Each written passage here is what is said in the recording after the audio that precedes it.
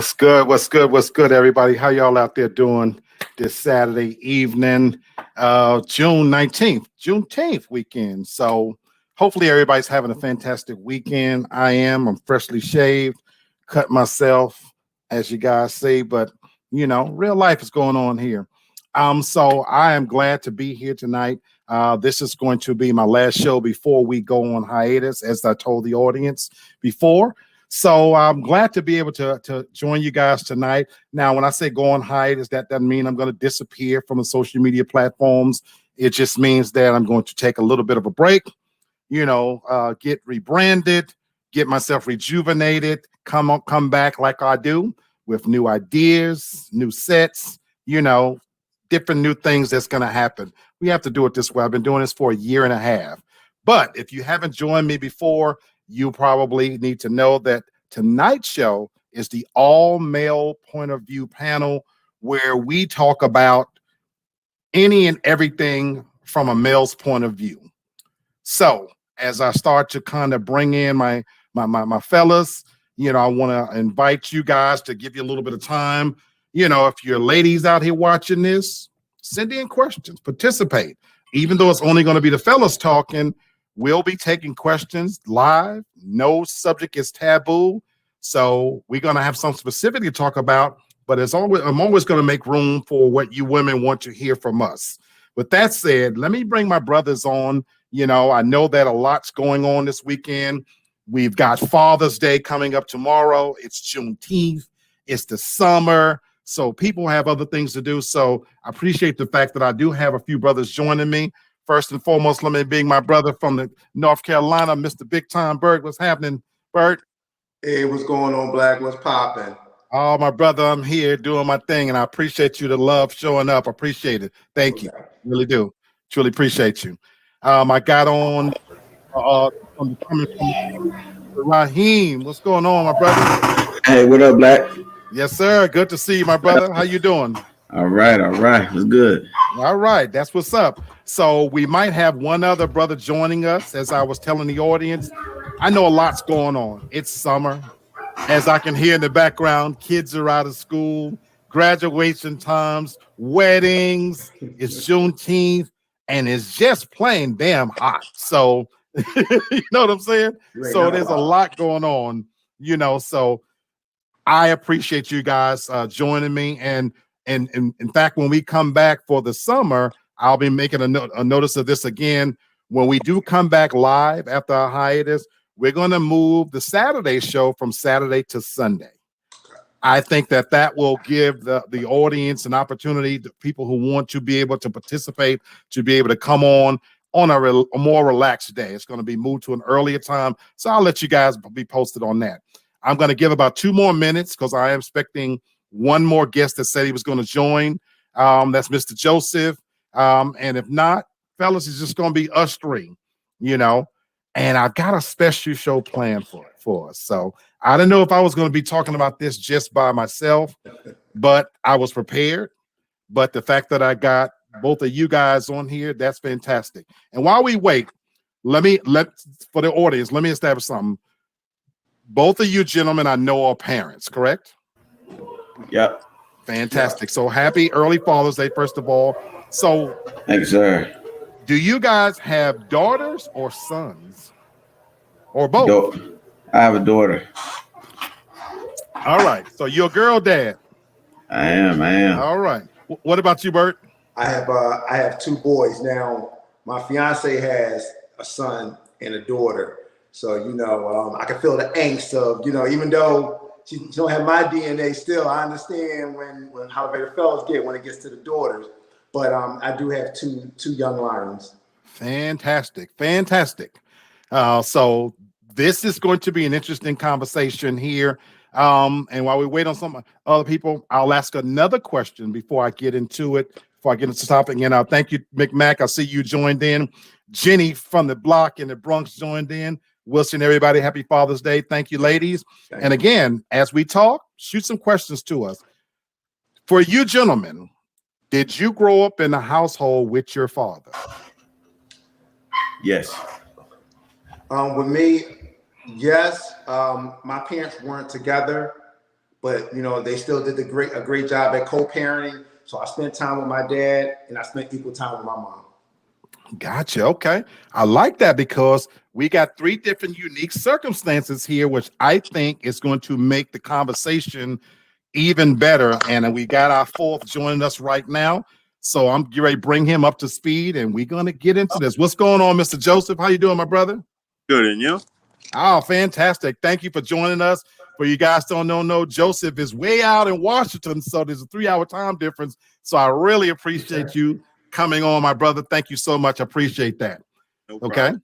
So I'm going to ask you the same two questions I asked Raheem and Bert. Do you have children, Joseph? If so, do you have daughters or sons or both? Both, 2 boys and a girl. Who would have Whoa, whoa, there you go. Doing the father thing right before our eyes. I love it. I love it. Second question is, did you grow up in a household with your dad? Nope. Okay. That's where we're going to start, folks. That's where we're going to start this conversation at. Forgive the misspelling. You know, I might correct it as we get here. But to tell you my story, I did not grow up in a household with a father. I have no concept, no idea whatsoever what it's like to have a father.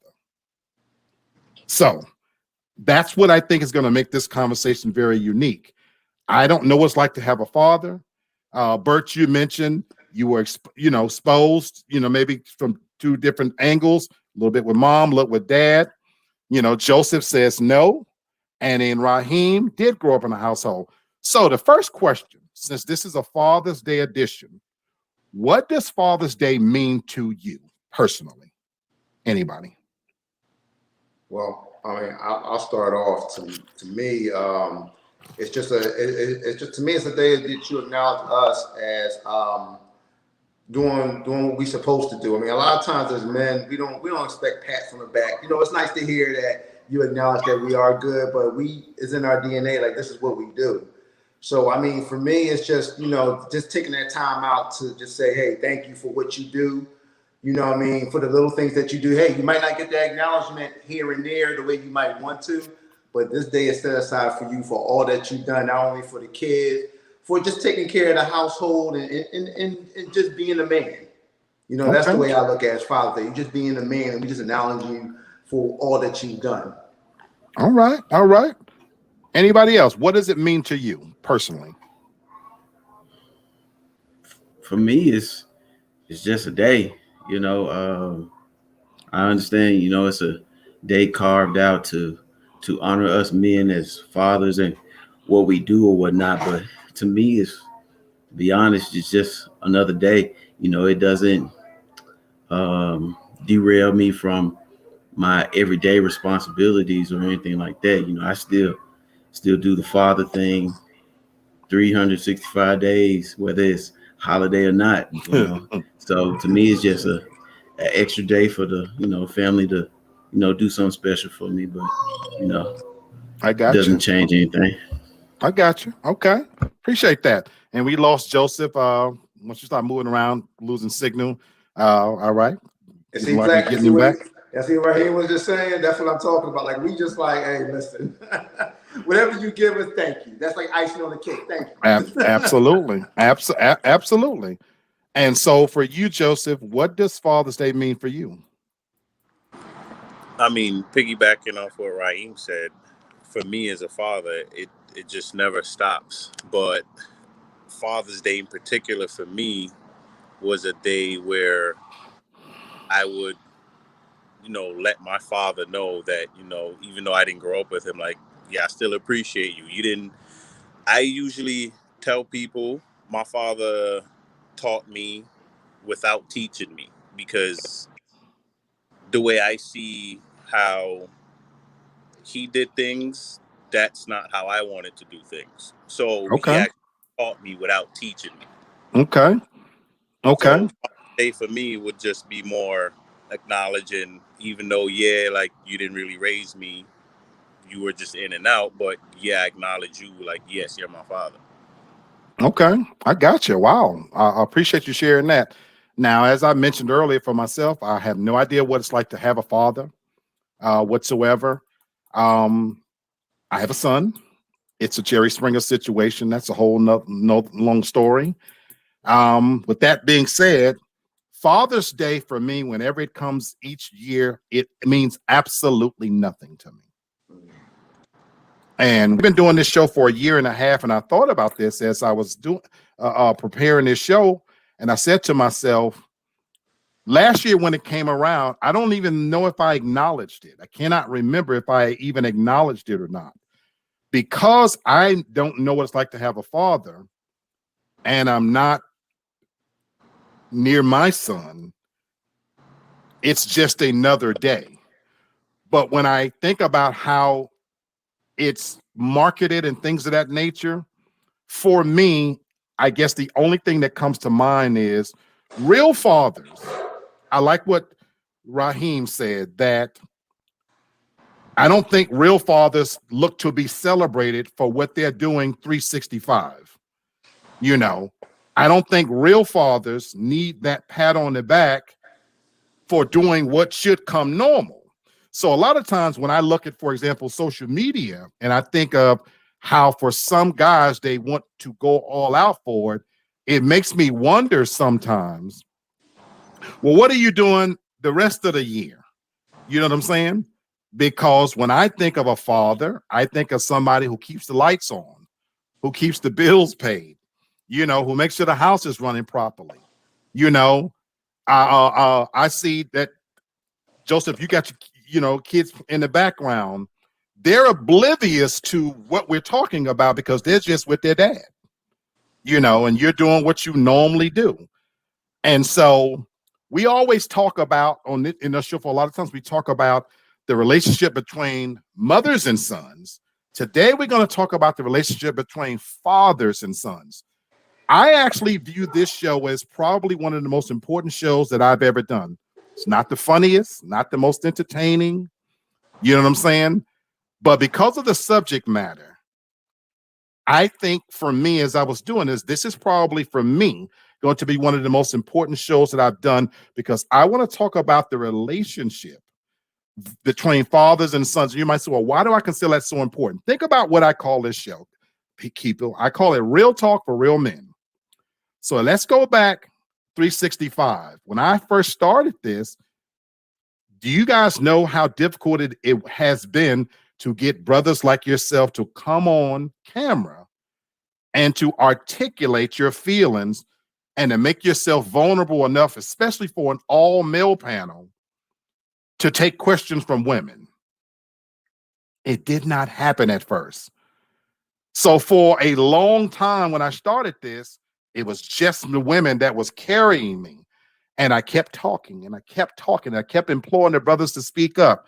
And so over this last year, Raheem, Bert, Joseph joining, Kenny and G. Paul and Terry, and I've had guests here and there. You guys have no idea how valuable it has been that you've been able to come on and allow women to hear what goes on up here and to be brutally honest and transparent. And for that, I truly thank you. And we're going to have that conversation today about what a son needs.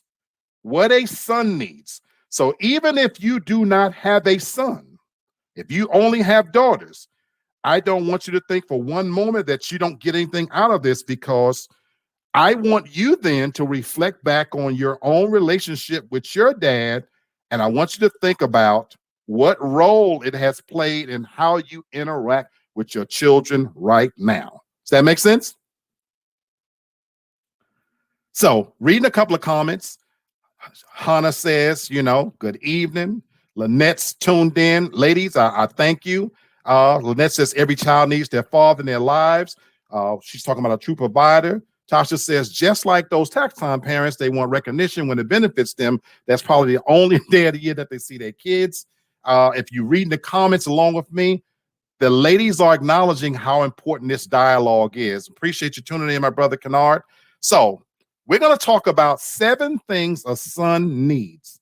And I'm going to, as I go through each one, I want to read something, and then I want to get you guys' comments on it. So the very first thing, and I may get your comments first. I want to do it this way. The very first thing a son needs from his father, a son needs you to love his mother. Why do you guys think that that's important? A son needs you to love his mother. Why do you guys think that's important? I think kids at that age, you know, they're more visual. You know, they're more receptive to what's going on visually. So to see that affection and that interaction between one another, you know, does something for a kid. You know, might make them happy or more receptive to being, you know, emotional or whatnot. But you know, overall, it's a good representation of how he should interact with other people. If he see a boy and a girl as far as mom and dad, you know, interacting, laughing, you know, hugging each other, being nice to each other, then he knows that I need to be nice to my friends, whether they're a girl or a boy. You know, it's a good a visual as far as how they should interact with each other. Fantastic, fantastic start. Okay, I'll go. I'll take this a little step further, because what Raheem said is correct. But if you're not together with the mom, I think it's a healthy respect for the mother. I think that the son needs to see that, all right, mom and dad didn't work out, but dad still respects mom. You know, dad's not walking around here cussing out mom or hitting on mom or doing, you know, things that you should not be doing to mom, you know what I mean, to make her life miserable. Absolutely. You know, dad did a good job co-parenting. I'll give you a quick story. You know, when my kid's mom and I, when we wound up divorcing, one thing, you know, my name was being slandered, all type of things being said to me. But as my kids got older, they thanked me and they said, "Hey, Dad, you could have said a lot, but you didn't. And you respected mom.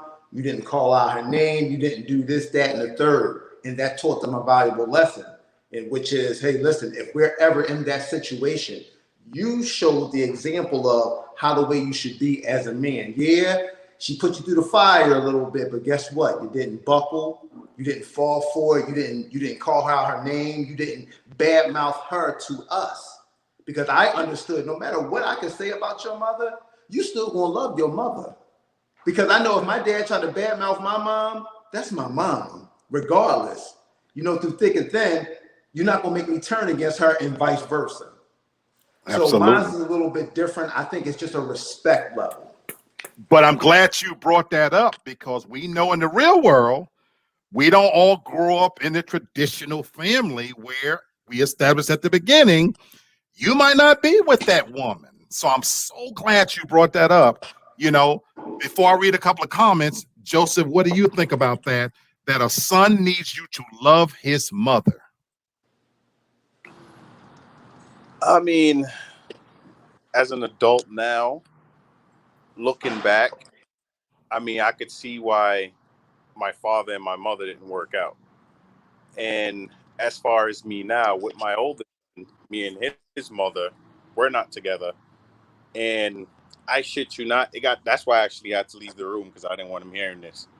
It got to the point where I had to start speaking back up, because I was no longer going to sit back and let her keep talking about me in front of my son. Like, he will be there with her and she's calling me all types of names, talk like, I mean, anything you could think about. And I bit my tongue for years. All my friends are like, yo, I'm surprised you haven't walked away yet and just let your son just reach out to you when he's ready. Because that's kind of like what my father did, and I'm not doing that. So I want them, I wish my father would have fought for me. That's basically how I look at it. And now he not here no more. And I can't even fucking have my kids like yeah, they know him, but I mean, excuse me. Oh, sorry. No, my brother. Right. No, my brother. I mean, they know him, but I try to bring them around him just to show them, like, even though like he didn't really raise me, he's still my father, and I still got that respect for him. And I want all of us, and I'm trying to show them that this is what he should have did instead of me doing that. Like, he should have been a part of my life to where I shouldn't have to show my sons that. Man, I thank you for sharing that. And I hear your pain, and I'm tearing up because our situation, I can have empathy with it. When I say to you guys, I don't know what it's like to have a father. Growing up as a kid in Harlem, there was a baseball bat that sat by our door. My family was pretty violent. We fought other families and stuff. And this baseball bat had blood on it. So do you know, growing up as a kid, what that bat represented? I was told as a little boy, this is the bat that your older brother knocked your father out with because he was beating your mother. So imagine being a child every day looking at a baseball bat with stained blood. And that was what I knew of my father. Now, as a kid, I don't know what led to that. I don't know what the story was. But as a kid, in my head, all I knew that my mother was beaten by my father. He was a drunkard, I'm told. And here's the bat that laid him out. And it was a thing of pride. So having friends who had fathers like Joseph, I always lived with, well, what about me? And my name, I'm named after him. I don't use the junior. So to be a junior and to wonder, what about me? Why did you leave? Did you ever think about coming back from me? And so it turned me into the kind of kid that for my life, there could be no father figure for me.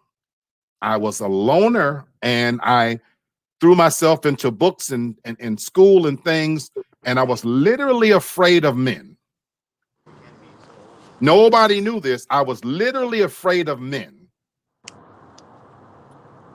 So when I talk about a son needs you to love his mother, it hits home for me because of everything you guys said. And I'm going to throw a question at you in a second, but I want to read something.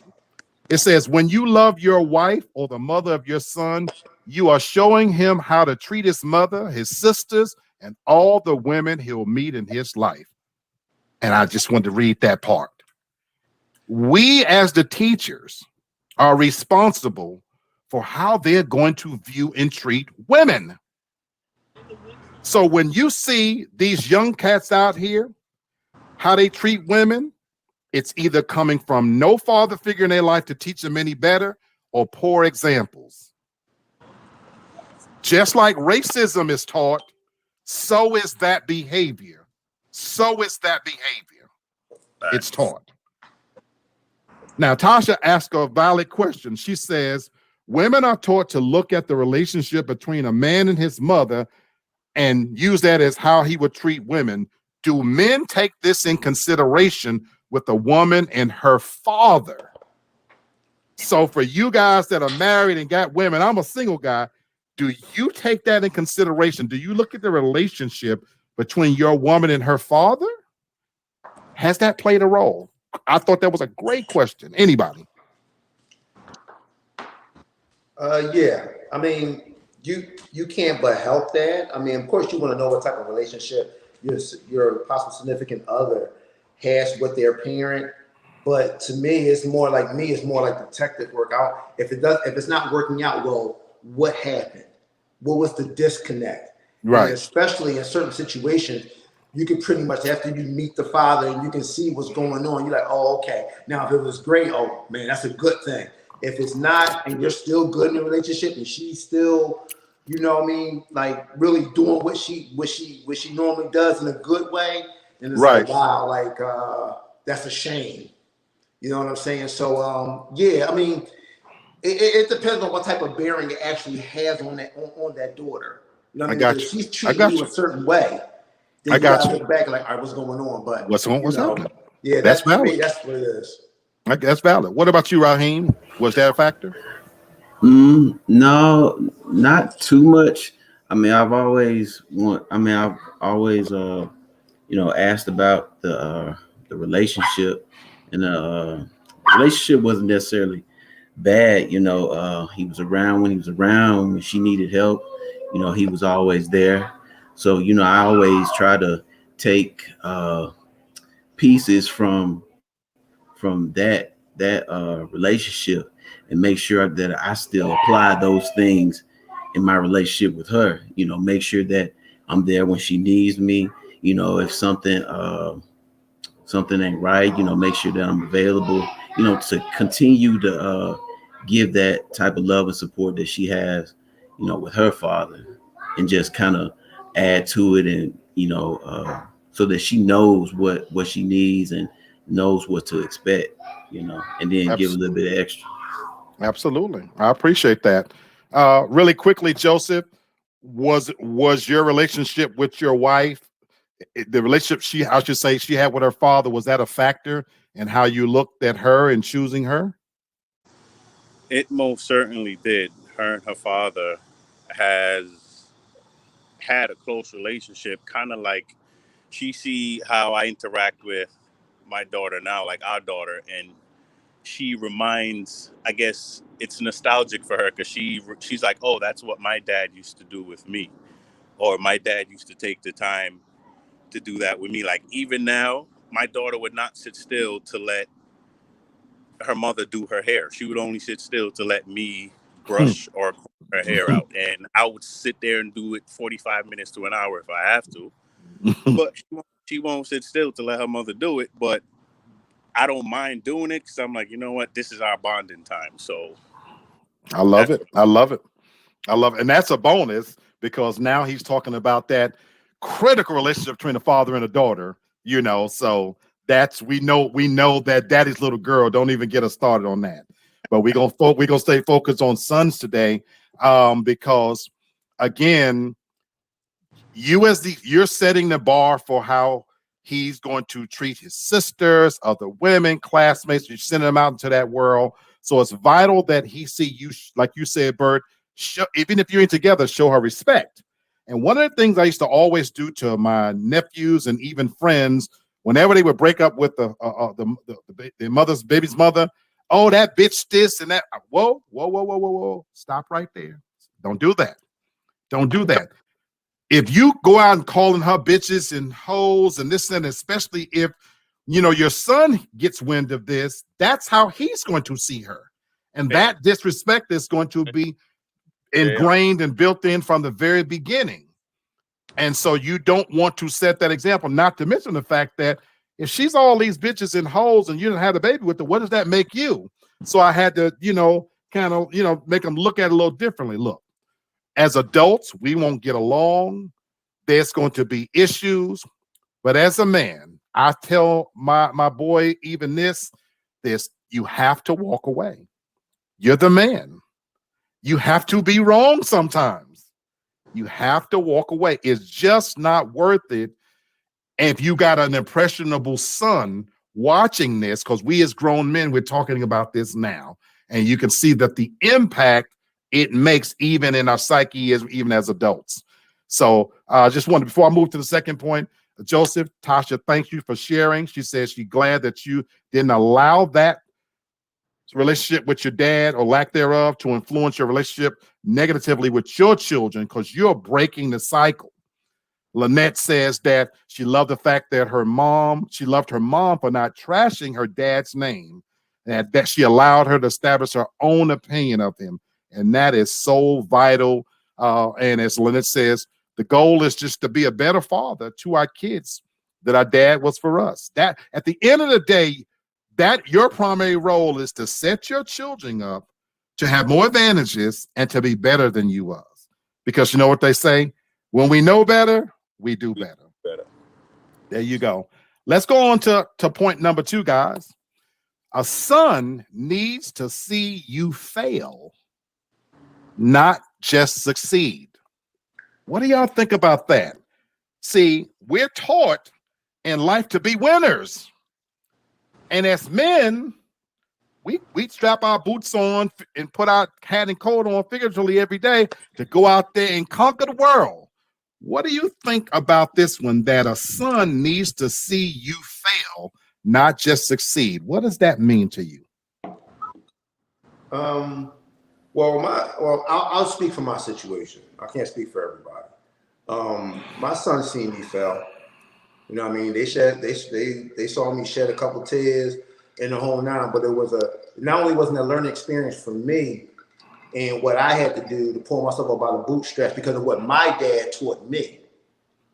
So I had to lay that lesson down for them as well. Like, listen, you're going to have these valley moments. You know what I mean? But it's not going to always be that way. It's what you make out of it and how you persevere. It's not going to go your way all the time. So that was the lesson that was taught to them. So I made sure in all phases, and I think, I mean, the way I am, I want to always make sure that my boys are battle tested and make sure that I cover every angle. So guess what? You know, if I was up there and never really had any low moments, still, guess what, son? There could be some times, and you got to be ready for it. But it did happen to me, and it was at a time when they were with me, but they also saw me rise up out the occasion and get back on a level and then exceed further. So to me, I think it was good for them to see that, hey, you know what? It happened to Dad. He didn't complain. He didn't murmur. Yeah, he was a little bit down, but he got himself back up and going. And he made something more out of it and became better from it. So in my situation, it was definitely something that they needed to see and experience firsthand because it helped them out in the long run. I love it. I love it, my brother. Raheem, Joseph, what y'all got to say on this subject? Basically, pretty much what he said. I mean, when my kids and all right, let me just start over. All right. Go ahead, Raheem, because I don't want to. Because I'm at the pool with the boys right now, and I don't want to. I got you. We got you, my brother. For me, well, as a kid, with my dad, it was a conversation starter. You know, as a kid, you know, I see my dad in rare form, working, interacting with the family, you know, handling business, and in my eyes, it's like he could do no wrong. You know, he was perfect. Hold on a second.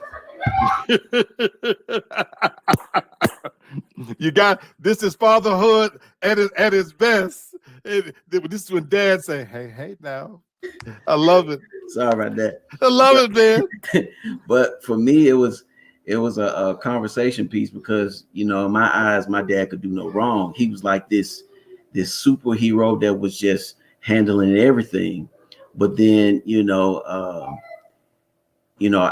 I've seen him at his low points. I've seen him when he was sick. I've seen him when he was down. I've seen him cry for the first time ever. And what I value most was the conversation that we would have. You know, he would tell me at the end of the day, you're a man no matter what. And it's okay to fall because it's a lesson in everything that you do. He said, I'm not perfect, so I don't expect you to be perfect. You know, you're a man at the end of the day, and I expect you to be a man. You know, you take on responsibility, you show respect, and it's not going to always go your way. You know, right. That's what makes you a man, is learning how to be down, but not stay down. That's right. You know, That's and having to see that, you know, I'm the very same way with my daughter. You know, I want my daughter to see me as a superhero, but Daddy also shows her what his kryptonite is and let her know that you don't have to be a hero all the time. Learning how to, you know, deal with certain situations, you know, deal with things at school, you know what I'm saying, is what's going to make you better. It's going to make you a better woman, and it's going to teach you, you know, what you need to know about just being here. Absolutely. So That's what I took from it. Absolutely, my brother. Yeah, I definitely think they need to see their parents fail, because based on how that parent is, that can make or break the child. I mean, if a parent fails and all they do is sit around and beat themselves up about the failure instead of getting up and showing them how to turn that failure into something else, then I mean, I think every kid should experience at least some type of failure. It's not always about winning. Yes, winning is good, and you like to have a winning streak, but there's no way you're going to grow and get better if you don't fail. I mean, you have to fail, and that's how people learn things, and that's how we progress, by failing. So Absolutely. failure is a part of growth, and Absolutely. Absolutely. I'm gonna take it a little more personal, guys. Raheem, you talked about superheroes. I'm a Marvel fan. I love it. I literally was watching Avengers probably today for 20 something time. Just a brilliant movie. In case you ladies, you don't know what you're missing. But anyway, having said that, I love the fact that you mentioned superheroes, and I bring that up for a reason. You're your son's first superhero. When that kid is small, to him, you're everything. Dad is so tall. He's so strong. Dad, how many push-ups can you do? You know what I'm saying? Oh my God. Everything you do to that child in his eyes, you're a superhero. You know what I'm saying? And to Raheem's point, my favorite superhero is Superman. That's my dog. And we use that expression, kryptonite, because even Superman, there's something that can weaken him and possibly kill him. And so the whole character is predicated on he's this superhuman being, but there is something out there that can hurt him. And so to that kid's eyes, we're not perfect. We're not impenetrable. And your son in particular needs to learn a lesson early in life that will carry him into his adulthood.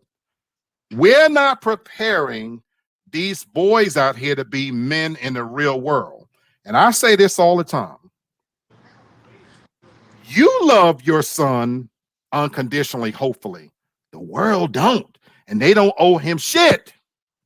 So if you don't prepare these boys out here and you let them grow up as teenagers and men, and they go out and they think that the police, the judges, other people on a job is going to let them get away with any and everything, you are doing your sons a disservice. They need to see you fail and how you handle those life situations. Because if we did that, we're not going to get into this deep. But let's be honest, folks out here. Every time a cop stops somebody, it's not always the cop's fault. It is not always the cop's fault. We know there's some dirty police officers out there, yes, but we know a lot of these situations pop off because the lack of respect that hadn't been taught for authority. You see what I'm saying? And so hopefully you're having these conversations with your son about, son, respect, authority, and how to come home alive. Because not every situation is going to go your way, and the world don't owe you shit, son. You're precious to me and to mom. But when you walk in them streets, you just another XYZ to them people out there. So guess what? I love what you guys are saying. At some point, your son, and daughters too, but we talk about sons because they're the ones that's going to be put in positions, hopefully, of leadership to lead a woman and other children. They're the ones that need to see, well, how does dad handle it when he don't get the job? Or the lights do get cut off. See, let's talk real shit here. Not everything goes right. So growing up in life, I had to see my mom handle that. What happens when your lights get cut off? When there's not enough food and when somebody has to scramble, what do I do? And if you don't instill those lessons in your son, we're producing a generation of men that don't pump gas for women, that don't get up and go get a job, that lay around and play video games all day because they think the world owed them something. So let me read something to you on this point. It says the best teacher is failure. The best type of failure to learn from is someone else's. When your son sees you fail and handle the failure well, he sees that it's okay to make mistakes and that mistakes can be a great teacher. A boy who is not afraid of mistakes, making mistakes, will grow into a man positioned to accept and conquer great challenges. And that, folks, is what you call facts. That's what you call facts. You see what I'm saying? So just so you know, you got Lynette says, Raheem, you got the approval not only of her, but of Denzel Washington, her husband. You got the approval on there.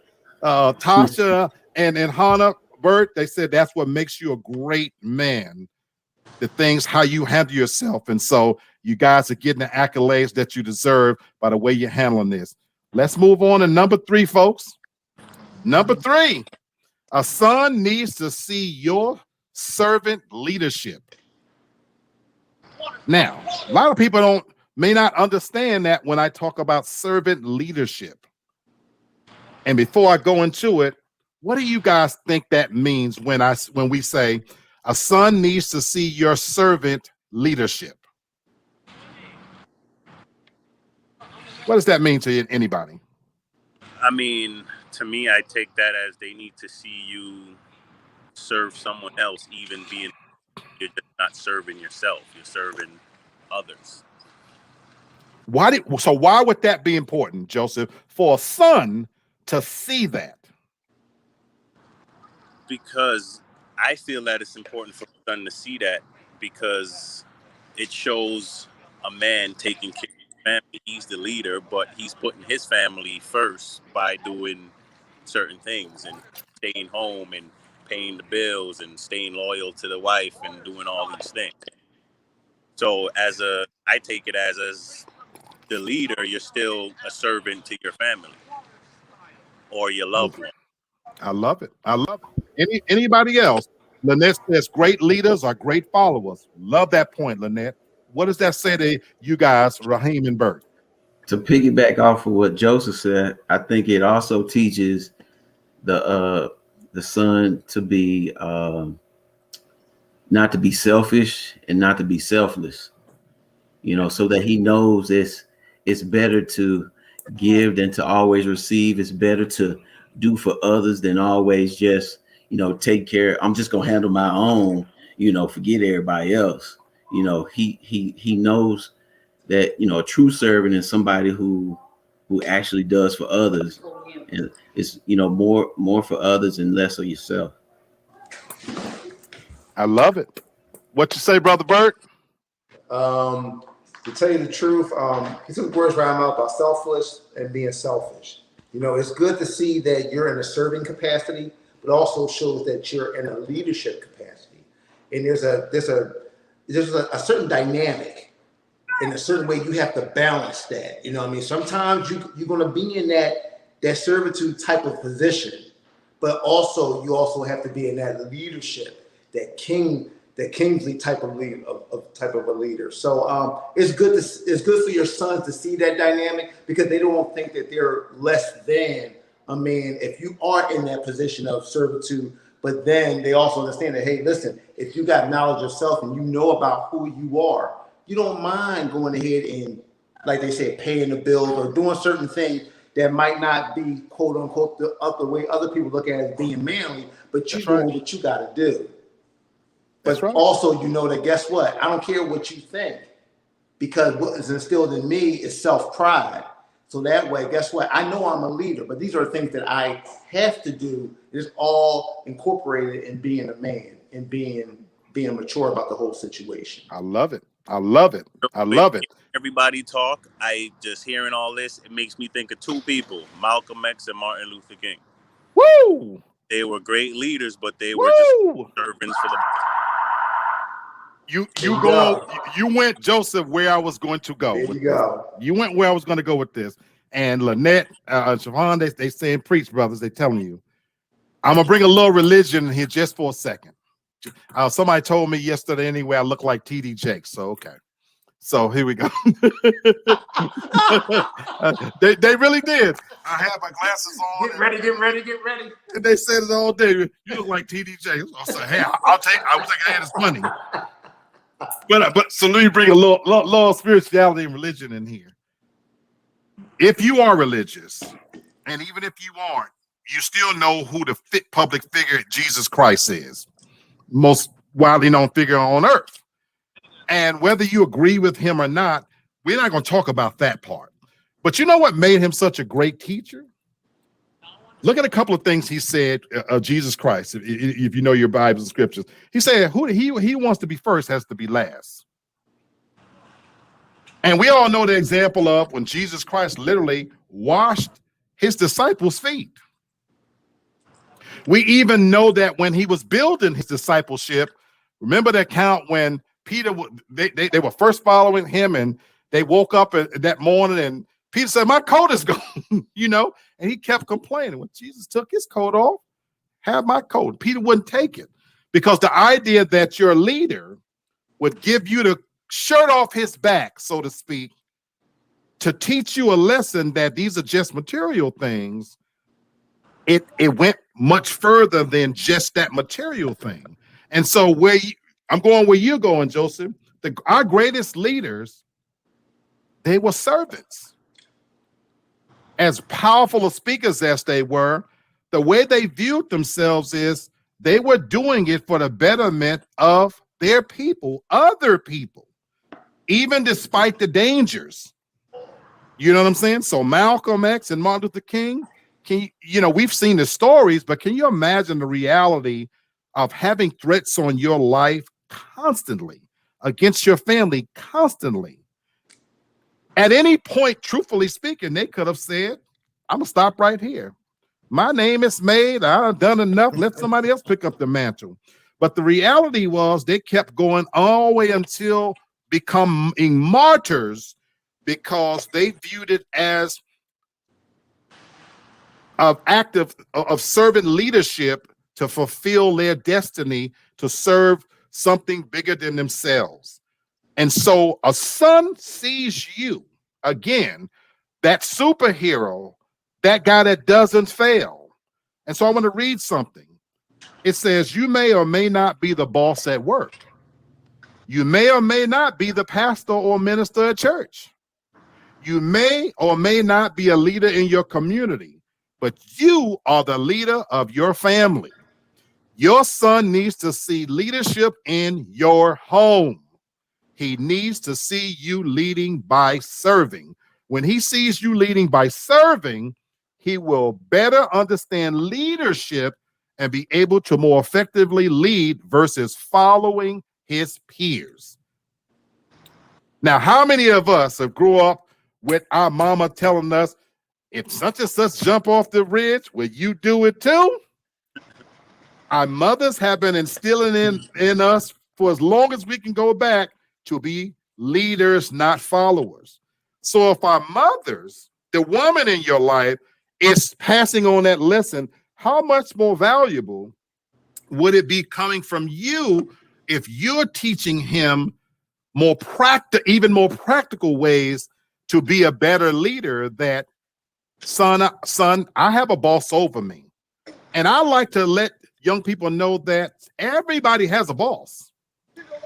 So in this world where, a lot of these people walking around here like, "You got me fucked up," and it's not.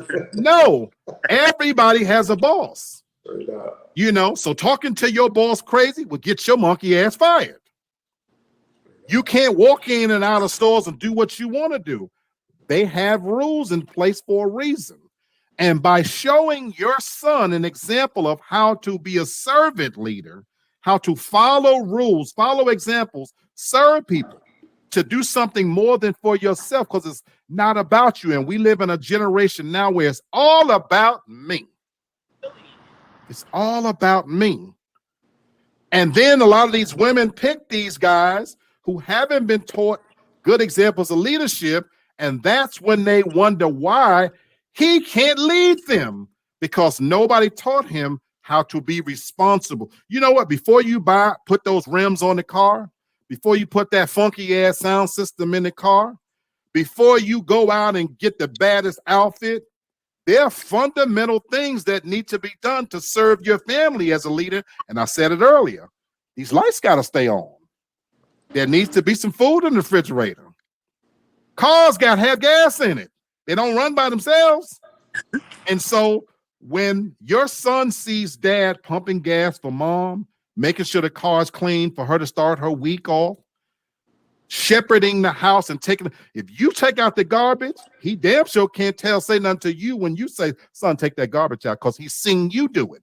Do not be one of those fathers just that do as I say and not as I do. Teach by example. You know what I'm saying? And that will serve him so much more in life. I told you guys again, I didn't grow up with a father, but my mother taught me lessons that even when I got on my own, when I got married, I did the cooking, cleaning, grocery shopping, ironing, and everything because I could do for myself. And I wonder how many of these young men out here today can say that. And I ain't talking about going in and buying no meal and getting all your food and shit from Family Dollar. I'm not talking about that. I'm talking about having to scrap and take care of your family for real, you know, but we've made it too easy. But fathers, it is critical that that son sees this, because guess what? The expectation is going to be for him to lead somebody. See, Raheem, you got daughters. You got daughters, Bert. I'm going to say this, and ladies, you can get mad with me on this one if you want to. But our little girls that's going to grow into women, they have a distinct advantage over our sons. And I'm going to say this as a bona fide chauvinist. Y'all know I am. But if that woman is lazy, if she's don't have good hygiene, she has a shitty attitude, she's materialistic, and she can be all of those things. Do you know she can still right those wrongs by marrying well? She can go out and get her a guy to do all those things, to worship at her feet. And women do it every day. They marry and link up well. When they say out here in this world that hoes are winning, that's why. Yep. You can be a hoe. That snatch can be just as musty as it want to be, but they can go catch a basketball player, football player, and he can buy him $100,000 car and fly him in and out of places, because that musty no good snatch between their legs, it has some value, and it can get them to go in places. Now, for that son, he's going to be expected to lead in a different way. And if he can't lead well, he's going to be a shiftless, no good, such and such and so, and this and that. So they don't have that advantage. Now, of course, he can put his legs behind his ears and get him a man too, but we're not going to talk about that. We're not going to go there, but it is Pride Month. It is Pride Month, so I can't leave out my LGBTQR brothers. I can't leave them out, whatever they, you know, God bless you. All right, let's move on to number 4, folks. I have to inject a little humor in this, y'all know. Number 4, a son needs to see you be present. Now, this one should be a no-brainer. Guys, why is this important that your son see that you are present? That's a layup, man. That's an easy assist. It's because it shows that you care. It shows that you're in tune with them. You know what I mean? You care about their every waking life, you know, whatever they got going on, whether it's sports or whether, you know, whatever they got going on academically or anything beyond that. It just shows that you're there for support, and it means a lot. Like, I know growing up, my mom was there for my basketball games, things of that nature. Sometimes with my dad, and I'm not knocking my dad, but sometimes my dad, he wasn't there. And it does mean a lot when mom is there, but when dad is there, I don't know, it's just different.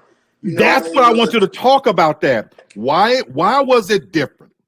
Why was there something different when you looked out and dad was there? You know what it is? It's because of the fact that dad was the one that actually taught me how to do these things, whether it was basketball, football. He's the one that threw the football. He's the one, hey, you shoot like this and you do this and you do that. So, dad was the one pretty much giving me game. So to see the person that was giving you game actually there and to acknowledge when you're doing well and giving you that extra barrier in your back to progress further, it means a whole lot. And like what the one brother was saying about, even though my dad wasn't there, he still taught me a lesson.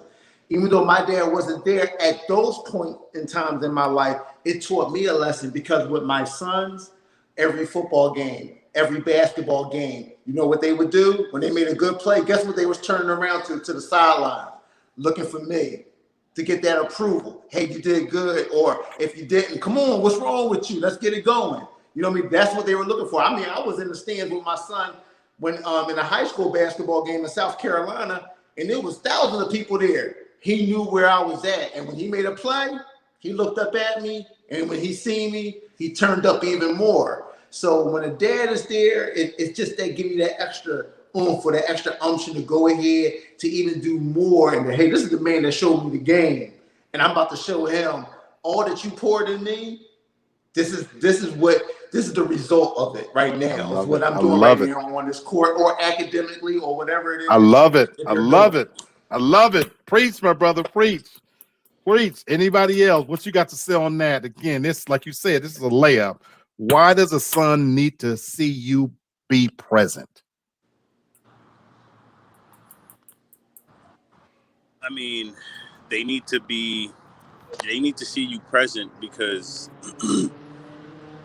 absent fathers they don't really have no say. I mean, if you're absent, next thing you know, you come back and you try to tell your son or daughter what to do. What the hell you talking about? You was never around. So being present actually makes your, I would say, your authority more present as well. So if you're not present, you have no authority whatsoever. So you need to be present. Like now, I'm in fucking Washington State. I've traveled. I've lived, like, not a single fucking penny this kid mother has ever spent for him to come and see me. Every single time, like, I make sure I am present. Like, his graduation's Monday. I'm here. That's what's up. So that's what's up. No matter what she do, I'm always make myself present. God. Brother, I put this on everything I hold dear. It matters, and he'll remember that. It matters. It matters. I'm a grown 52-year-old man. It matters. Go ahead, my brother Raheem. I think it's being present provides a balance, and it provides a push. I say those two things because, like, my nephew, when he was young, his father died in a car accident. So he was like maybe two or three, and his mom, my wife's sister, she stayed out in Fayetteville, and I was living in Dunwoody. And every so often, I call and check on him, see how he doing or whatnot. And then on the weekends, or sometimes even during the week, I go and see him, play with him, spend time with him. And I say that balance because the mom provides so much, that a child needs, but it's still not always that fullness, So me being able to be present, kind of provided him a little balance. So he saw his mom, majority of his time, but when he saw me, it was like, oh yeah, it's almost like a bonus, I love it, because I can remember a time where I called one night and he was fussing, and I was asking his mom, like, what's wrong with him. She was like, he don't want to take a bath. So I said, okay, got in my car that night, drove all the way to Fayetteville, and to get him to take a bath. I just came up with a song. I was like, bath time, let's get in the water, bath time, bath time. And he enjoyed it. And he was laughing, he was playing. And when it was time for me to go, she would always kind of cover his face because he would always cry when I leave, but just being able to be that balance, it did a lot for him and it did a lot for me because I didn't have a kid at the time and he was like my first kid. And that push comes in is like when he got older and he was, having field day, his mom was, at work and she would ask, hey, you think you can fill in? I was like, yeah, heck yeah, I love field day. So I would take off work, go to his school, run around, play with him and his kid and the kids in his classroom. And when he would play some of them games, he'd look at me and I'm like, you better run. You better not let them outrun you. That was that push. And he, he just got like super excited and wanted to do even more, So being able to provide that balance and that push, is definitely why a man should definitely be present because kid needs those things to be progressive and move forward. And brother, you done said more than you even know. A son needs that to be whole. What you're talking about is my hat's off to you ladies. Y'all got the hardest job on the face of the planet. I'm going to acknowledge that right from the gate. Y'all job don't ever stop being a mother, being a woman. I give you that. But I'm also going to tell you this. A woman can't raise a man. And you might not want to hear that, but I'm going to tell it to you anyway. Because if there's not a father or a father figure, he's not whole. There is going to be something missing. And although some of you are doing a phenomenal job, and we're not saying that you can't raise a son up to be an adult. We're not saying that. But there's going to be something inside of him missing, believe it or not. So even an example that Raheem gave, this wasn't his natural son, blood son, but he provided that father figure. And the reason why that resonates to me, you know how I got to be me? I had to seek out father figures elsewhere. So at 17 years old, I moved to the South. And my brother-in-law, Mr. Harold Clark, got to shout you out, Harold Clark. That was the example of what a father was for me. At 17, I got to see a man lead his family in every way, spiritually, physically, socially, mentally, emotionally, disciplined. I got to see it all. And as a 17-year-old, like, wow, this is what this really looks like.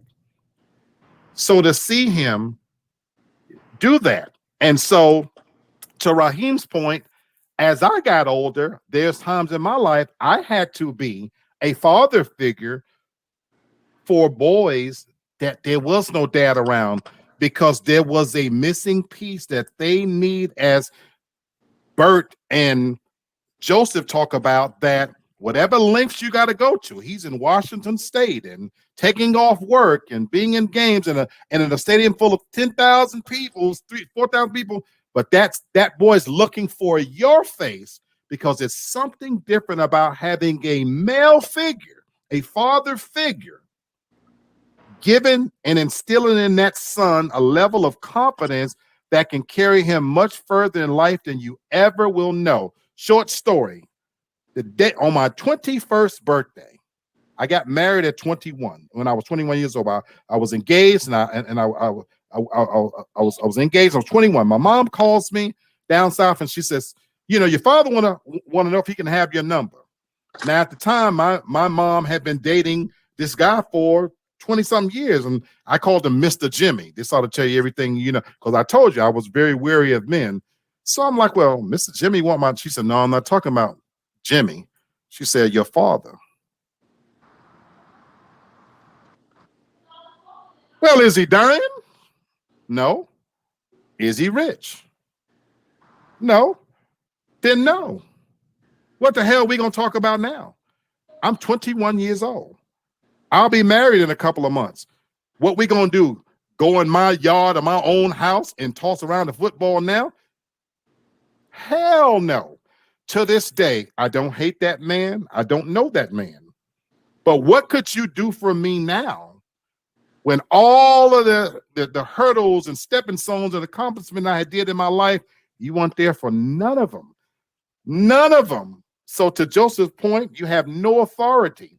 So do you think, I'm sorry, people, if I'm wrong, if that's how I feel, I was not about to invite you with open arms that dad is back in the picture and now you can come. No, I didn't want you. God bless you wherever you've been, stay there, and that's okay. I'm good with that. I'm good with that. And also I want to read something about being present. As you fulfill all the different roles you have, you may be pulled in multiple directions. The son needs to see you be present in his education, in his social life, in all areas of his life. Some areas are not intended for mom only or for his friends only. Your presence in all areas will give him the supports he needs. That's the last part I want to put in there. As valuable as mom is, and Nana, and Paw, and all these other different people in his life, there is no true substitute for dad. None. If you're there and you're part of your son's life, to your point, Joseph, one day your sons are going to be men and they're going to remember the lengths that dad went to be present, to be there in their life. And I promise you, as sure as I'm sitting here, it matters because they're building their own cognitive reasoning as to what's going on here. And those are the things that they'll remember as they become adults. Believe it or not, it matters. It matters. I will say that to you guys. Thank you. And if you don't mind me saying, and please I will say this, you know, mom and aunties and all that, they gave me game, but it's just different when it comes from a man. When it comes from your dad or from your uncles or any of the OGs out there, it's just a little bit different because with a man, it has to come across a certain way. You know what I mean? And I know there's some tough moms out there and things like that. I'm not saying that. But when I'm saying that when a man tell you the game, it resonates and it sticks with you a little bit better than it does when a female. Yes, it does. You know why? Because they're a man. They're male. You're a male. It makes a difference. It's just different. It's just a different. It's just like if I was raising young ladies, guess what? I gotta rely on the lady to teach them the certain. I don't know it all because I'm not a woman. There you go. A man knows a young man. There you go. He already walked that walk. There you go. There you go. I sent the video out to a couple of people there last night, I believe. There was this little boy. It was a TikTok video, and there was a cartoon, and the cartoon was a little baby girl, and it was twitching her butt. I don't know if I sent it to you, Bert, or not. Mm-hmm. And the little boy, he was getting in. He was twisting and turning like a little girl, and the mother was standing there and implored them on. And I sent it out to a few people, and I said to myself, then she'll wonder why, when he grows up, he's gay. So don't jump on me, gay people. I'm not knocking your lifestyle or whatever, but I am saying that that's the behavior you're encouraging. And then when you wonder why he get to be 14, 15, 16, and he on his knees or his legs is bent back, well, how did he get this way? That's the behavior that you encouraged. You know what I'm saying? And look, shoot me if you want to, but I'm just saying it's a difference to have a man in your son's life. And so for some of you ladies out there who saying you don't need a man and you can get your vibrator and this and that, right. I've said it to you sexually, and I'm gonna say it to you socially. Sexually, you might get a little satisfaction from that. They making these dildos realistic. I still don't believe there's no substitute for a living, breathing vein pounded down on you. I stand by that. And then I'm gonna say socially, I'm gonna say this: there's no substitute from having a man be a part of that son's life. So if you don't have his real dad there, find you a qualified, decent man that is putting out those good examples and to set a good example for your son, because it matters in your son's true development of being a whole person. And I'm gonna leave it at that. Black. What did Tammy Terrell, Marvin Gaye say? Ain't nothing like the real thing, baby. Ain't nothing like the real thing, baby. So Duracell is pretty good, but Well, I mean, tell you. they don't need child. I'm trying to tell you. All right, number 5, y'all. We're gonna move on to number 5. A son needs your love regardless of his choices. Now, this one is a big one. This one is a big one. A son needs your love regardless of his choices. Now, this one can be hard. Anybody want to talk about this? You talking about in all things? That's why this one is tricky, because I want to see how you guys process this. A son needs your love regardless of his choices.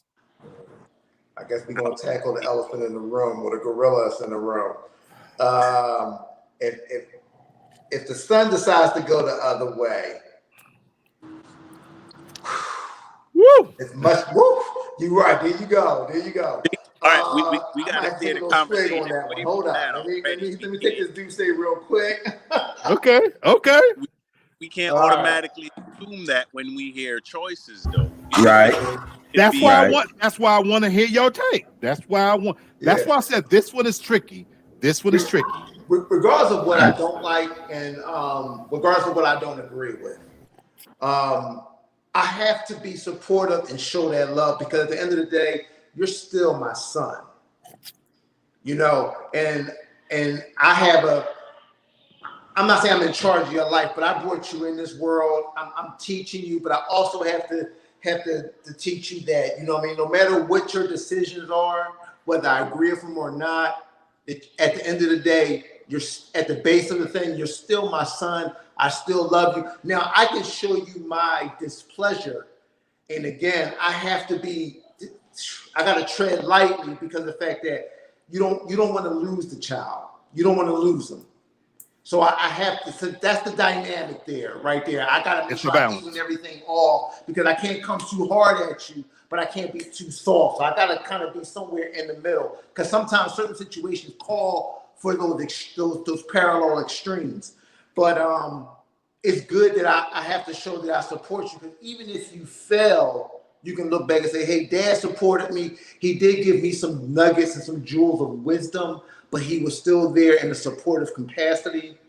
And it will show them as they move on, if they have children or whatever the case might be, that, hey, guess what? I can't be too far to the left and I can't be too far to the right, but I also have to make sure that they are an individual. Even though you're from me, you're still an individual, and I have to let you go ahead and kind of go through these murky waters the way you see fit to navigate it. I'm there. I am that lighthouse, just in case, you lose your way. Oh, there's Dad right there. Let me holler at him real quick. Hey, Dad. But at the end of the day, I still got to show you love, because you're mine. And no matter what, you're still mine. No matter what you decide to do, you're still mine. And I still love you. I don't agree with you, but I still love you. And I'm still here for you. So that's what I have to say about it. I like it. Anybody, what else? What y'all got to say on this one? I mean, it's like even if your sons get older and you don't agree with, they may be an alcoholic or substance abuse, and you're like, dude, like, no one in our family ever did that. Like, what are you thinking? But even situations like that, you don't want to seem too hard on them and push them to the extreme where they may end up ODing or something like that. You more want to, I guess, relate to them if you ever was into any type of drugs or anything. I mean, even right now, I have a friend, which in some way is almost, when he drinks, is like a little kid, and I have to relate to him, talking to him like that, like he's my son, but he's older than me, and I have to let him know certain things, like, yes, you want to go drinking, but you have to find balance. You have to know how to pace yourself, and I mean, you just gotta show people love regardless of their choices, because showing them love and that you support them will show them, okay, there is hope. So if I do decide I want to get clean or stop doing this, at least I have people that'll back me, as Okay. opposed to feeling like there's no one there in your corner whatsoever and you're just gonna go hard and do whatever. Okay. Okay. What you say, Raheem? I think these fellas said it best. Making sure that you show love regardless is key. But at the same time, we as fathers, we give our kids, we give them the game, just like the game was given to us, Mm-hmm. and we give them those options that you can go either left or you can go right. But you need to understand the consequences of both, or whatever decision that you make, and it's yours to make. But you still give them that lifeline. Hey, look, I'm not going to tell you not to go drinking, but know your limit. I know your friends and whatnot are going to probably smoke weed, but if you're going to get it, know where you're getting it from. If you're going to a party and they drink it, make sure that you see them pour your drink. Make sure you get it yourself. You still give them the game, even though they're gonna. It's because we know nowadays kids are gonna, get influenced by other kids, regardless of what you tell them. That's why I always say, I'm gonna give you the game like it was given to me, but you still have to make the right decision. Now, when you make the wrong decision, the best way, and I take it biblically. There's before you get upset or you mad at the fact of whatever happens, it's because of the choice that you made. So in order for you to learn from that, you need to find the lesson in it. And if you don't find no lesson in it, then you're not learning anything. And I want you to learn something from your mistakes so that you don't make them again. But I'm not going to come down on you and be like, man, you're not my child. You're not my child, because I would never do that. Right. I would never put my kid in that situation, but I would always let them know that I want you to learn from it, but I'm here. Just like these gentlemen said, I'm still going to be here. I'm still going to be dad. I love it. All right. I'm going to combine what all of you guys say, and I'm going to speak in general terms, then I'm going to be specific. And to answer this, I'm going to combine two comments that's made. DJ Sullivan, and I think he was mentioned from the last point, but I'm going to factor his point into this one. DJ says, honestly, I didn't have a good relationship with my mom growing up. My dad was my idol, and I wanted him to be proud of me. He would show love to my sisters and slight me. Dad's appreciation is rare. I want you to remember that last part. Dad's appreciation is rare for him, he says. And then Lynette says, love the person, but hate the sin. Be mature enough to understand the difference. So when I think about this one, when I say this is a tough one about a son needs your love regardless of their decisions and their choices, this is where you have to set a standard early on and stand by it. And on the one hand, it is a balance. I'm your dad. I'm going to love you no matter what, but here's my standard. And so this is what, for me and my leadership, that this is what happens here. And I'm saying that in a general sense, but here's how it applies more personal.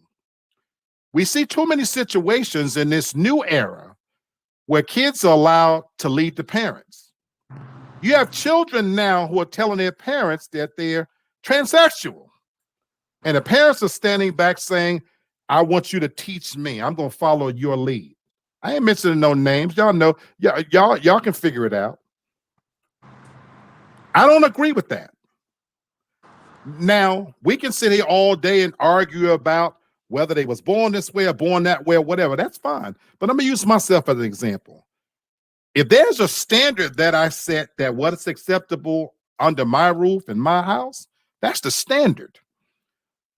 This is what time, if you're going to live here, this is what the curfew is.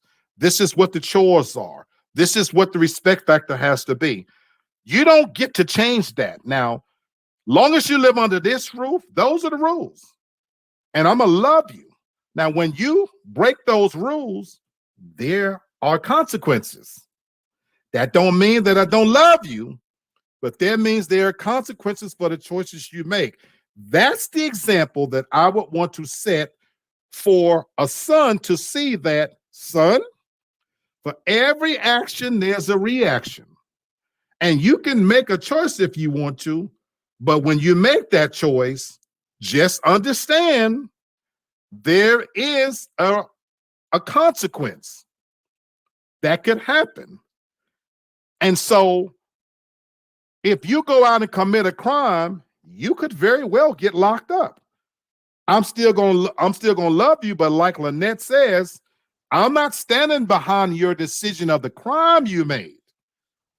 So I might have to sit and look at your ass behind a glass window, and still I'm your dad. But if you committed the crime, you deserve to be where you're at. And that goes for whatever decisions that might not be mine. I might not want a gay son. I'm sorry. I'm going to keep it funky with you. But let's say he decides that's what he wants to be. So for me, I'm not telling you you can't be gay. You just can't be gay here. Now, when you get out of here, you can be whatever you want to be. So I'm not trying to tell you what you can do, but you can't do it here. But we too many times are having children lead the parent. And mind you, I'm just using this as a real life example because we live in a world now where the kids are making the decision. They're waking up today saying, I want to be a boy. I want to be a girl. I want to be a table. That doesn't work here. Under my leadership and rule, and if I'm showing you love and I'm doing all those other things, this is the standard. Now, if you make some choices as you get older, after all I poured into you, I'm still going to love you. Like you said, I'm not going to throw you away, but I'm not going to sit here and tell you I'm going to agree with your choices. Like you can't become a cokehead or a heroin addict and think that you're going to come to Thanksgiving dinner just because you're my son. I love you, but keep your cokehead ass wherever you at. And I still love you. Straight up from afar. You know what I'm saying? So there's a love part, but to me, there's a second part of setting an expectation and not backing away from that, because to me, that's a part of setting the right example too, because I'm going to tell you why. These same parents who are giving in and succumbing to all those things and bending and breaking the rules, what happens years later? That same kid comes back and say, you should have been tougher on me. You should have whipped me. You should have stopped me. So my thing is the rules are the rules. And the reason why, to me, that's a good way to look at it, I said it earlier. You're not always going to live in my house. And so when you leave here, there are going to be rules and standards. Better you learn that now here from me and somebody who loves you than to get out in those streets and it be taught to you in a much harsher way.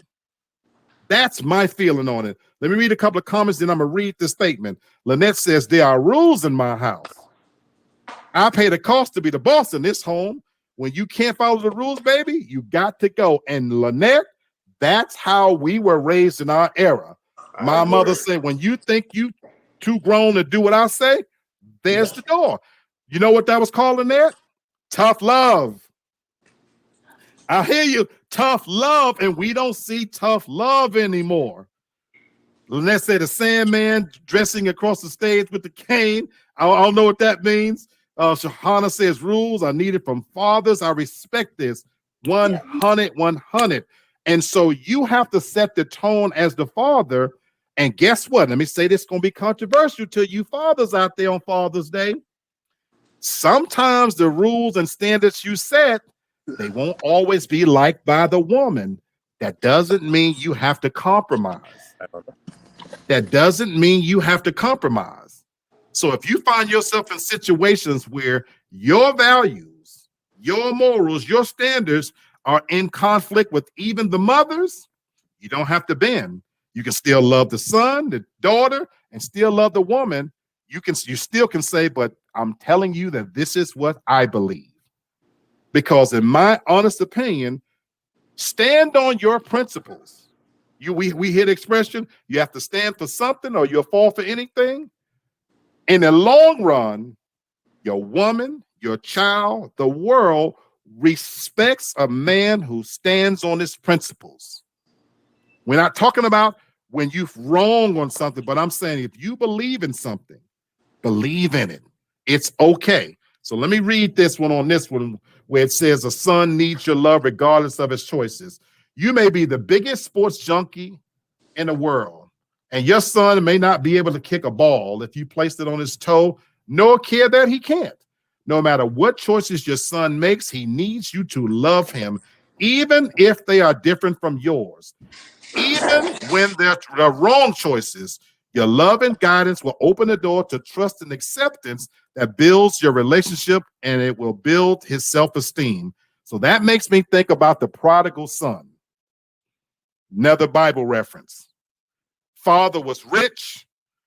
His son went out and squandered his inheritance, did all he wanted to do.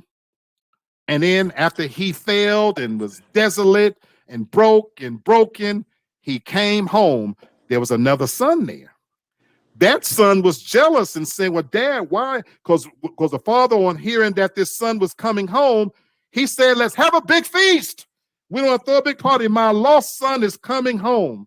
Well, the son that had been there the whole time was wondering, why are you celebrating this? And the father taught him a valuable lesson, basically saying, he was lost and he's found his way back home. And that's to be celebrated. The same way Jesus told us that he's not worried about the 99 sheep. It's the one sheep that's lost. That's who he go looking for. So when you lost and you come back to the fold, it's a thing of great beauty and value. But think about what happened, though. The man's standards didn't change. He didn't up and move his home. He didn't change the rules in his house. Those 99 sheep, they following the rules. That shepherd lead them where they need to go. But that one that got lost, he finds his way home. You have to set solid standards. So even if your son strays away and makes some bad choices, you know what he'll appreciate? Dad is solid as a goddamn oak tree. He don't move. He don't budge. I know if I come to his house, this is what I can expect. And whether children are young or old, when you give them a level of expectation where they know, they'll appreciate it. Because you know what you're going to get when you come here. When you come here. I got a son right now. So you out doing God knows what right now. But when you hit this door, you know what? Stomp out your this and stomp out your that, because when you walk through this door, come through this door right. Now, when you leave back out, you do whatever you want to do. You grown. But when you come here, there are rules, there are standards, there are morals that I tried to instill in you, and those ain't going nowhere. I'm glad you said that, Black. I'm glad you said that, because when I taught my two young lions, I'm like, one thing you will never say, even when I'm gone, you can't say that Dad didn't give you full game. I give you full games, the ups and the downs. I did not hide not one thing from you. I let you know when I was down, my wrongs. I also let you know my right. So when it comes down to it, when you turn back around, you can't say, hey, Dad didn't tell me. But guess what? At the end of the day, you knew who you can come back to. There you go. Now, they both in their 20s, but guess what? They turn back around and they give me a call. Hey, Dad, I got this situation going on, and we rap about it and we talk about it. Now it's up to you, like you said. I gave you wisdom. It's up to you to take it and run with it. Now, if you don't, then you can't say it's my fault. That was your decision, and I respect you for being a man, because you're a man now. But I gave you game. That's all I can do.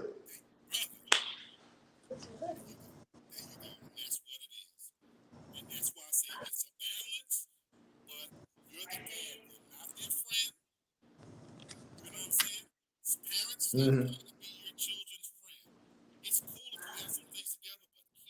Hard to hear you, Lee. Can't hear you. You low. Your audio's low. Uh, it's up to 91. Here you go. Yeah, we good. Okay, so good. So thank you guys. But again, I'll leave it at this. Like I said, that you know what? Stop trying to be that son's friend. You're not their friend. You're not their friend. I don't care how much things y'all have in common. I'm your dad. That's right. And keep those boundaries there. We're gonna move on to number 6, guys. A son needs you to affirm him. A son needs you to affirm him. So, what do you guys think about affirmation? Because I really got something to say on this one, but what do you think about that for a son needing affirmation from you as his father? How valuable is this?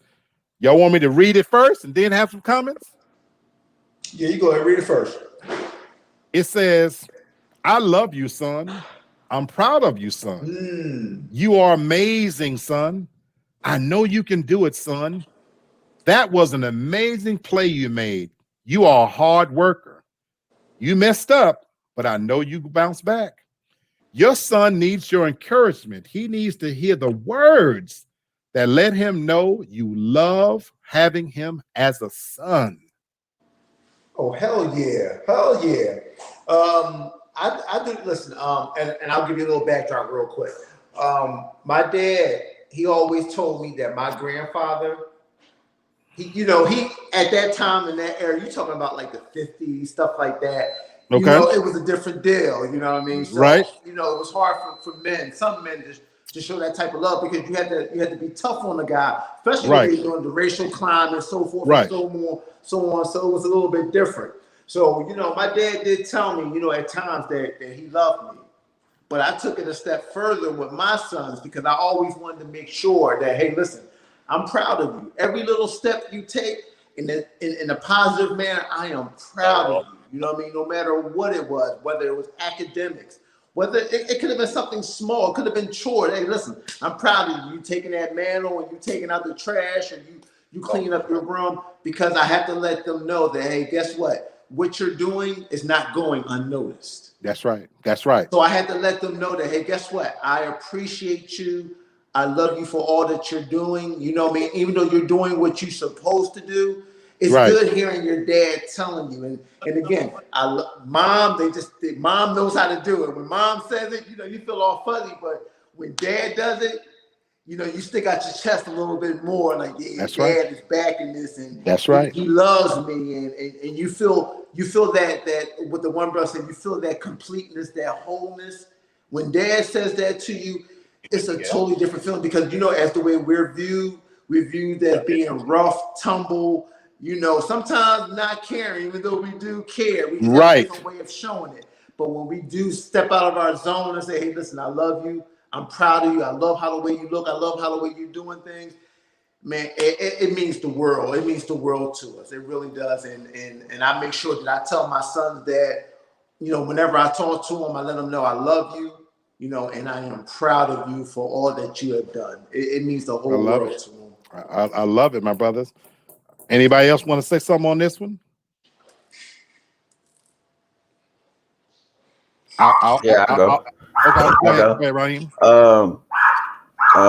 Yeah, words of affirmation is powerful because you not only showing your kids or your son that you appreciate what they're doing and that they're doing a good job or whatnot, but you're speaking life into them. You speaking what you want to see out of them. It's not just for the moment, but it's what you speak into to continue on throughout their life. Absolutely. And being able to just encourage them and let them know what they need to hear so they don't hear it from nobody else. Because other people will try to, misuse your words and make you feel like, oh man, you soft, man. Your dad tell you he love you and stuff like that, man. You soft. No, man, that's real. That's right. Real. Having somebody to care for you enough to, to tell you that they love you in a world where, you know, like Bert said, we got to be hard all the time. You know what I'm saying? You can't Right. show no emotion. It makes you look weak, makes you look soft. Nah, Absolutely. you know, Absolutely. a kid needs to see that there's nothing weak about that. There's nothing soft about it. You know, if anything, it's going to keep you alive a lot longer, because what you speak into him, he'll know how to give it in another situation. Absolutely. Absolutely. Absolutely. You got anything to add, Joseph? I feel like they definitely need affirmation, because it's like making deposits into your son. I mean, you want them to turn out a certain way. So giving those boosters to them is making the deposit and building them up how you want them to shine when they get older. Absolutely. So it's needed. I mean, those are like building blocks for Absolutely. their adulthood. Absolutely. Absolutely. And you talked about those building blocks and having to hear that, and Raheem said the same thing. Here's what we need to realize as Black men and fathers out here. If you work for a living, you only have so many precious hours a day to instill into your children, and in this case, sons, whatever your values, your code, your morals are. And if you don't believe me, do the math. If you work for a living, and I know all of us on here work. So think about this for a second. Everybody, rich, poor, white, black, young or old, we all only got 24 hours in a day. And that 24 hours, if you work for a living, 8 to 10 of those hours is spent at work. And if you got to commute, it may be longer. So let's knock off 10 hours out of your day and a 24-hour day. That leaves 14 hours left. Now you got to sleep, right? So let's say if you get a good night's rest, 8 hours of sleep out of 14, that leaves 6 hours left, folks. Now, in those 6 hours, some of it's taken up with spending it with your woman, taking a shit, eat, brushing your teeth, checking your mail, your emails, just normal. I'm keeping it as, if you don't believe me, I did this for example, write it down on a piece of paper, and you'll be shocked at how much time is left in a 24-hour day when you factor, well, how much time do I spend on my phone checking my social media? How much time do I spend returning phone calls?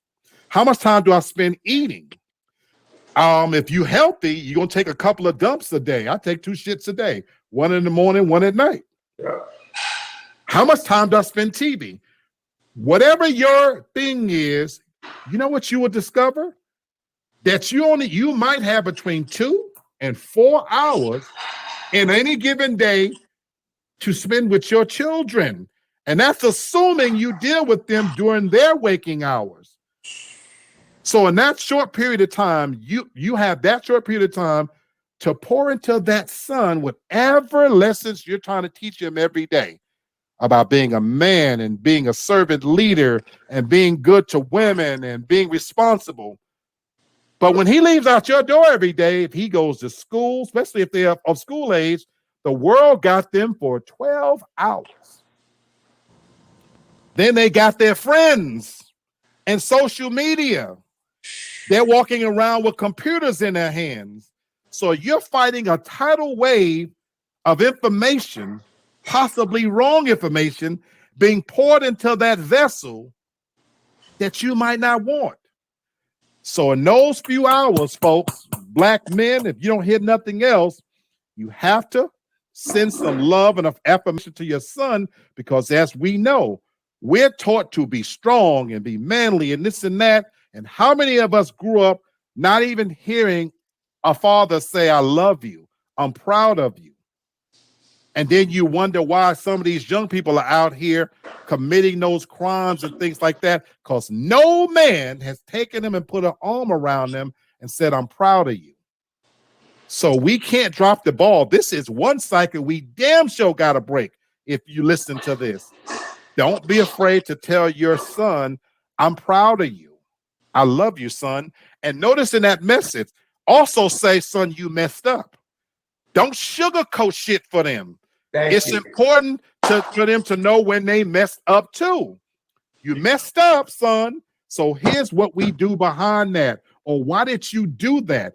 It's important to have those conversations so that they get a feel for, even when they screw up, you still love them, but you didn't do so well here. Because failure shouldn't become the norm. We're raising a generation of young men, especially, who think it's okay to just be average and just to do whatever. No, you have to let them know the expectation. Again, the standard is up here.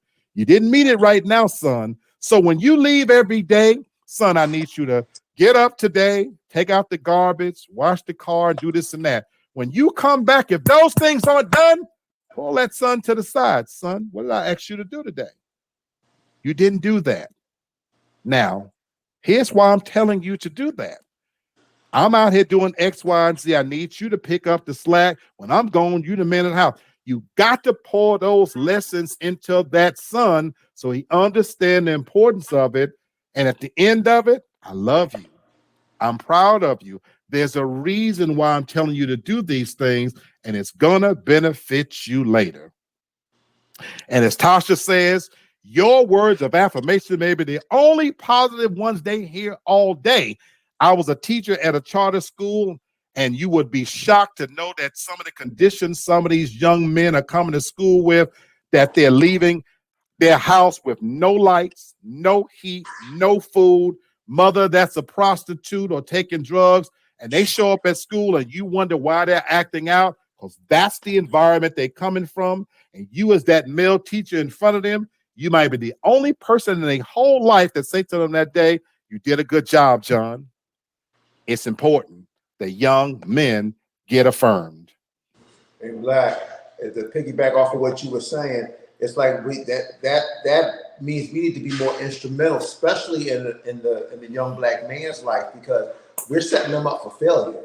Bingo. They could be set up for failure. You know what I mean? If you're really not coming at them in such a way, then it's like almost letting a wild dog out there on the loose. And listen, you don't want that. You already see the results that's out here as of right now. Bang, bang. So, somebody gonna tame them, and not in the way that you want. I love that example, my brother.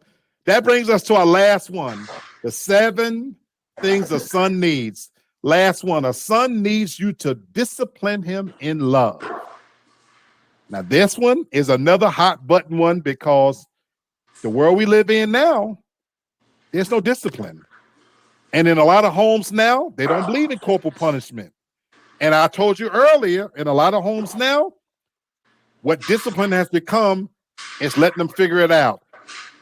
You black fathers, last one. Why does a son need you to discipline him in love? Last one, guys. Anybody?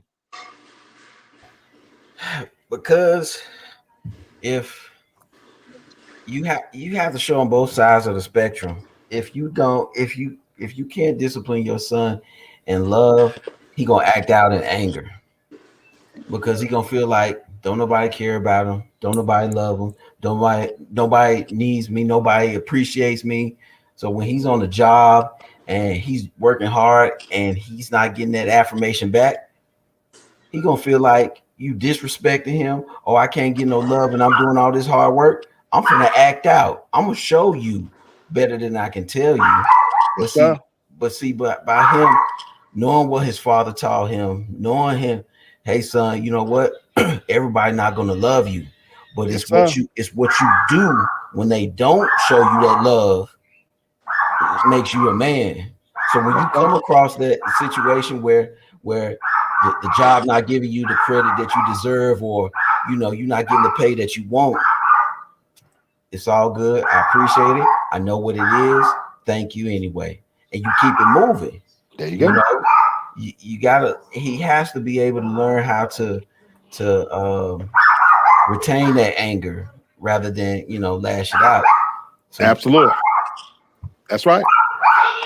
Bert, Joseph, anything? You can go ahead.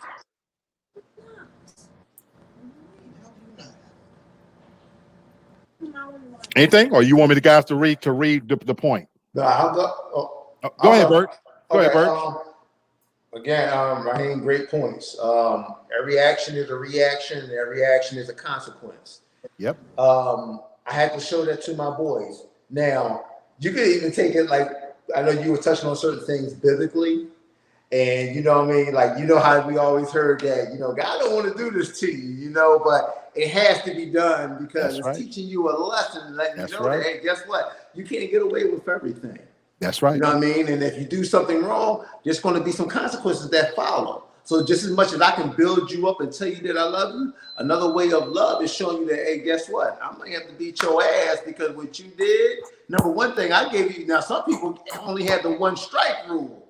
Now I'm being lenient and giving you a couple strikes, and it's almost a form of disrespect because you're a representation of me and of this household. That's and if right. you going outside and acting a fool and doing what you want to do, and you ain't listening to dad and mom, then I gotta step in, I gotta intervene, and I gotta show you, hey, guess what? You rather me give you this to you than the street give it to you. Because if the street give it to you, you might not be coming back. You might not step through these doorways. So I gotta show you this way of doing it. Now I'm not talking about boredom. I'm not talking about being abusive. Exactly. I'm talking about, hey, guess what? The way I was taught, hey, son, I told you to go ahead. The only thing you got to do is go to school and be respectful. Now, if you can't follow those laws, then you know what I'm talking about. We got a problem. That's right. It's a problem. And guess we got what? a problem. You don't know how many times that when I was coming home, I took my sweet ass time getting home because I knew what was waiting for me. And the worst thing I couldn't stand was when my dad got home and he ain't do shit until he was ready. He used to wait till, and my mom used to do the same thing. But my dad, he was calculated with his. He would wait, and it could be a time before I'm ready to go to bed. He'll come in there and say, oh, yeah, you changed your report card, huh? Oh, yeah, I heard you talked to so-and-so, and they reported back to me that you gave them a little lip. All right, now I told you about that, and I raised you better than that. These are the consequences. And we need guess more. What? We need more of that. Yes, we do. Yes, we do. And people can say whatever they want. Oh, you know, people. No, my dad didn't abuse me. Right. But when it was time for that discipline, what the scripture say? You know what I mean? Spare the rod, spoil the child. Spoil the child. That's right. There's truth in that. It's truth. There's definite truth in that. Definitely. What you say, Mr. Joseph? I mean, I know a lot of people who don't believe in beating their kids or whatever, but certain times a good ass whooping will set them straight. Now, I'm not even sure how much people know, but in New York State, and maybe like this in other states too, if you leave your child in someone's care, they can actually discipline that child and not even be in trouble for it based off of this law. But it's more of, well, the only way you could discipline that child is if he's going to cause harm to himself or someone else. Okay. Then if that child's in your care, you can discipline him. Okay. And the parents can't do a damn thing about it because they left you in their care.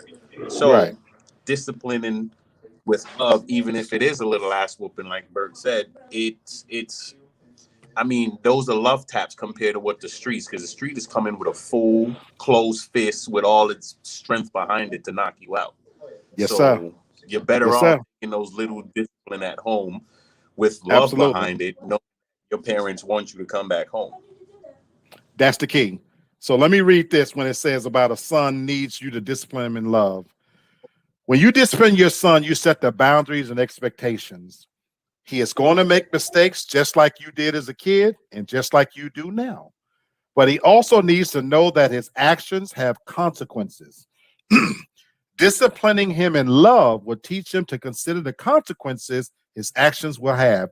This will prepare him to think and evaluate the choices he makes both now and in the future. And that's just the plain truth, that if you set those lessons in him early, you're setting him up for success, as we talked about. For example, Raheem, I keep saying it, the world don't owe you nothing. We're raising people now that think that you have to be loved and liked. Nobody don't.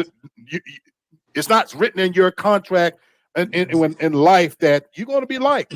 Everybody ain't gonna think you pretty, sexy, you the smartest, the biggest. They don't owe you nothing. So whether you on a job or you playing a sport or at school, nobody owes you anything. You're sent there to get an education, as you said, Bert. Especially if you have young children, you have very little responsibilities. You as a dad, you're providing the roof and the food and the clothing and this and that. Your only responsibility is to get up every day, go to school, and don't act a damn fool. And if you can't live up to those responsibilities, there has to be some consequences. Because if you don't set those consequences now, I'm going to tell y'all a short story.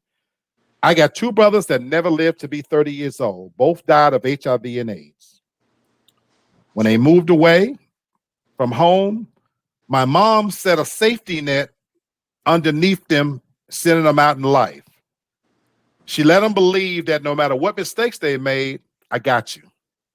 And always, Mama got you.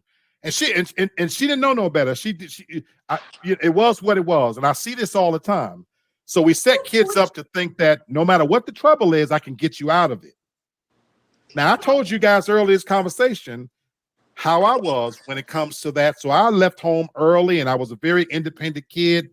And so my mindset was I can't get in trouble because I can't go home. My two brothers, they graduated. They went from drinking champagne. That might be I'm telling my age here. A lot of you guys might not know about Golden Champagne. It started with Golden Champagne. They graduated to Boone's Farm Wine, Mad Dog 2020, hard liquor, weed, cocaine, crack, and HIV. The choices and decisions they made in life ultimately cost them their lives. They progressed to a point where now Mama can't save you from HIV and AIDS. And she didn't know no better. But I always think about that. And that when you set a hedge above somebody, another Bible reference, the book of Job, when you put a hedge above somebody to where they're protected from all harm, you're not doing them any favors. And I tell mothers this all the time, so now I'm telling fathers this. If you're not disciplining your child, you're setting them up for, like we just talked about, for the world to discipline them, and that discipline won't be coming from a place of love. And so better it come from you, a little bit of ass whooping when they little, and if you start doing a little bit ass whipping when they're young, you don't have to do those ass whoopings when they get older, because they know the standard, they know the rules, and now just the look of disappointment sometimes is enough from you as a father and that's enough. And that's enough. But we have to discipline them. But the key is to let them know it's coming from a place of love. I am doing this because I'm saving your life and I'm setting you up for success, so that, again, you will think about the decisions you make. Well, what does this mean? What's going to happen? And so, again, whatever values and we're pouring into that son, the beauty of it is, if you do this shit right, fathers, even when you ain't around, you want to plant that seed. Well, my dad would be mad if I did this. You know what I'm saying? And what would my father do? And then as they become older and they are taking on a role of leadership, and now they're somebody's father or whatever, they can look back on and use some of those same life lessons. And that's ultimately what it's all about, folks. And so that ends our Father's Day edition. I try to keep it as simple as I can. I hope everybody got something out of this. I hope that for fathers, for my viewers out there who are not here tonight, I hope when you come back, you watch this video. Save this video. Once you cut through some of the jokes and the laugh, this and that, there's a lot of valuable information in here. And I want to end it by saying this. The black man is an endangered species. Black fathers get a very, very bad rap. Some of it's deserved. With that being said, We've been doing Real Talk for Real Men for over a year and a half. I'm proud. I'm proud of my brothers who have stepped up in this time, and what you guys did tonight to be open again and honest and talk about your feelings and your experiences. We're changing the game, folks. We're setting the right example, believe it or not. And I hope some of you young men out there can just, if you can't do nothing but pick one thing from this, take from it. Not all black men are gangsters and thugs and so hard that we don't give a damn. We do give a damn. We do love our children like everybody else. We do want you young black men out there to win. We want you to succeed. And so for those of you that might be like me, that you don't have a father figure, find you an older guy. Y'all call them OGs, whatever you want to call us. Find you an older guy with some wisdom. Have those conversations. It's never too late to pick up some valuable life lessons because some of you are already fathers. Break the cycle. Do some things different. Go back to some old traditions. We got to be better because we don't want to keep creating a cycle of young people that's disposable. We can do better. We will do better. I thank my ladies out there for tuning in, staying tuned. Shavonna says, happy Father's Day. Hope all of y'all get everything that's owed to you. We need more fathers. And that's the thought I want to leave it on. We need more real fathers out there. And if you don't have children, as Raheem said, you can be surrogate fathers. You got female friends. You got family members who you know there's no man around. Be servant leaders. Give a little bit of your time. Step in. Show some love. Show some care. We can all do better and be better. And that's my edition of the Father's Day special just for you guys out there. So I thank everybody. I will end it by saying this. I'll say it I said it at the top of the show, so I'll say it again. We are going on a little bit of a hiatus. As I mentioned, we've been doing this for a year and a half nonstop, or maybe only missed a couple of shows here and there. I'm going to use the next few weeks to come back refreshed, motivated again. So we're going to be going on starting, from July 21st. We will come back and do our first show the 14th, which is a Wednesday. So we do our first show, and then we're going to switch the Saturday shows over to Sunday. But I hope in that time that I'm going to do a little bit of rebranding. I'll put the old noodle to work to come back with some fresh topics. So what I will ask of my audience in these next 2 or 3 weeks, send me some ideas, things that you want to hear us talk about, things that you want us to explore. I still love doing this show. I love my guests. I love the audience. I still enjoy doing this very, very much. So I want to say, you fathers out there, happy Father's Day. Happy Juneteenth. Have a great weekend. I appreciate you. I love you. Thank you for spending a little bit of time with us on Real Talk. And I'm not going to be gone. Y'all know me. I'm too much of an opinionated SOB. So you'll see me popping in here and there to give my thoughts on other things. Until then, everybody have a good one. Thank you, guys. All right, Black.